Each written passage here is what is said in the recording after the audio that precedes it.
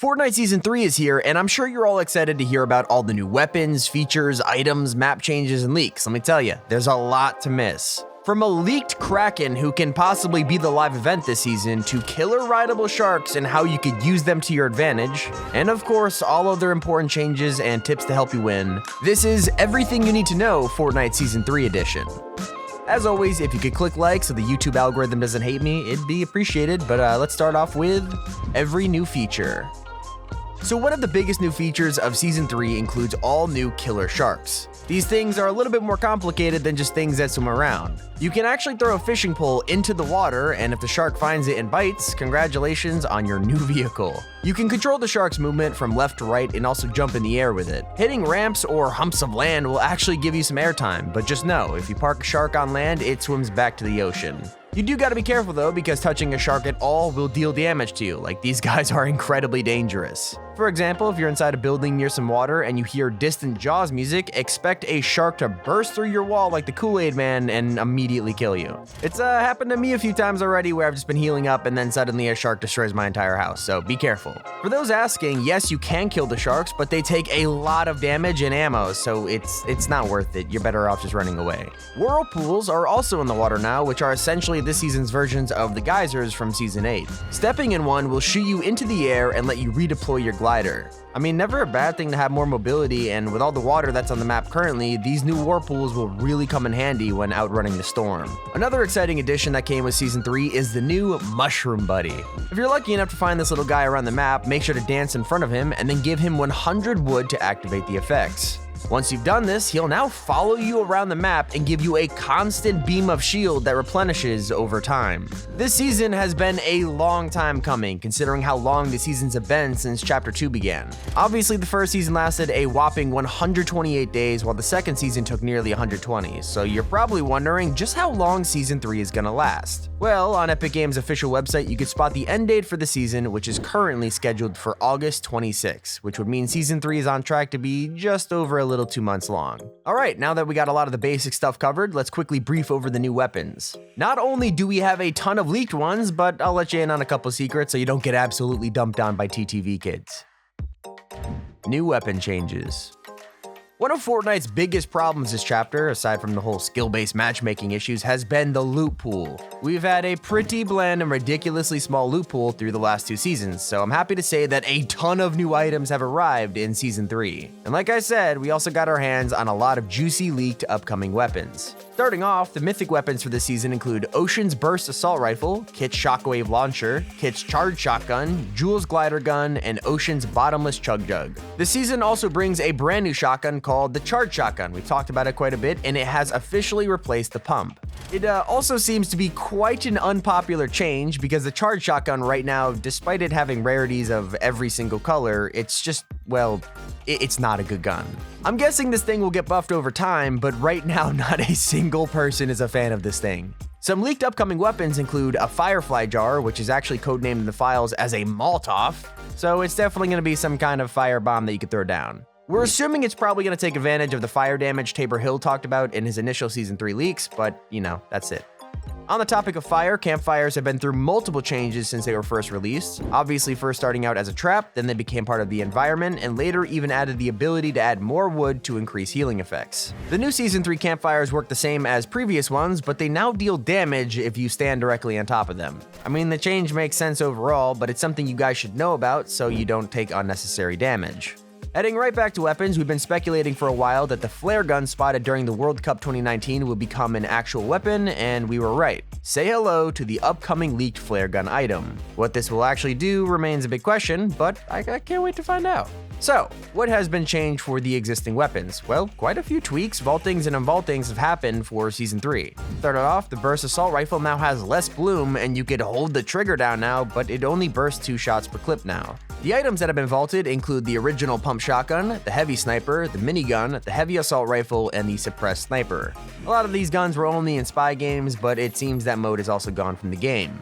While those items were vaulted, a ton of old classics have returned in Season 3, including hunting rifles, even epic and legendary ones. There are also way more healing items such as chug splashes, a mythic chug jug, and a bunch of consumables. When I say a bunch, I mean you can now eat things like bananas, corn, cabbage, as well as the usual mushrooms and apples. And not only can you just eat them, but Epic finally added the ability to carry them around. You'll find a lot of these consumables in like grocery boxes at markets, so it's easy heals.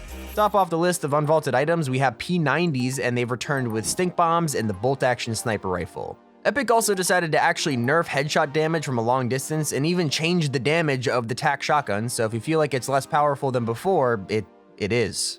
Two relatively unknown changes in Season 3 are that locked items from previous seasons are no longer viewable in your locker, and if you hit weak spots on builds, you will now lose your henchman disguise. Just a heads up, it might help you. Now that you got the grips on new weapons and features, let me give you a brief guide on new map changes.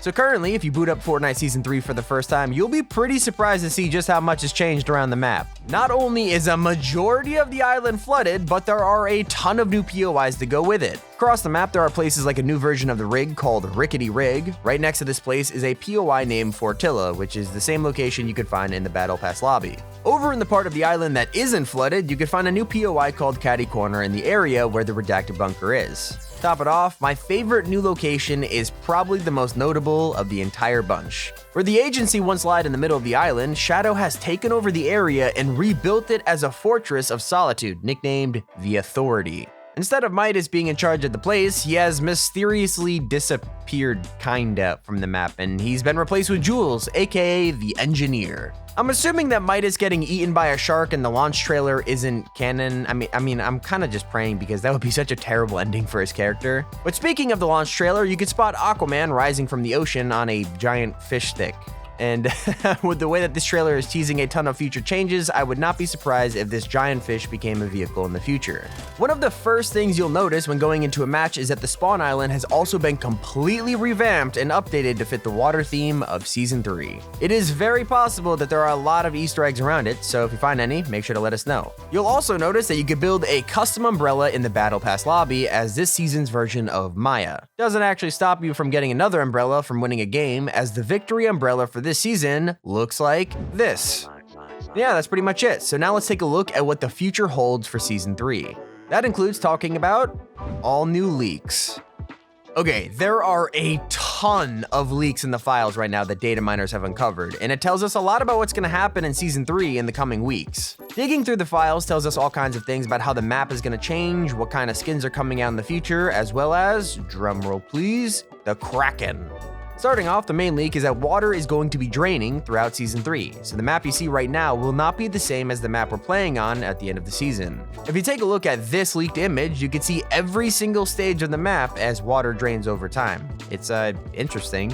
It won't be a steady, slow drain that you can see, but more of a thing where every week or so it'll change from one of these stages to the next. Basically, what I'm trying to say is don't get used to the island right now because it's going to be changing quite a bit in the coming months. The fact that we're going to be getting more land and less water means that there are going to be a lot less opportunities to use the new vehicles. I mean, what are we going to do with the sharks once there's a lot more land? Well, once more land appears and we can actually find roads again, Epic is going to be officially adding drivable cars into the game. Not just cars, trucks as well. You can spot them in the Season 3 trailer, and we expect to see these added mid-season, kind of like the Choppa. And yeah, something we never expected, even in a water-themed season, is the existence of an actual Kraken. They did it. Yep, you've heard all the clickbait about a Kraken event, even all the way back in Season 8 and more, but this time there's an actual Kraken image in the files. What this Kraken is, what it wants, and if we'll see it in game is all a shroud of mystery right now, but hopefully we learn more as time goes on. Maybe the live event for this season will be the Kraken appearing.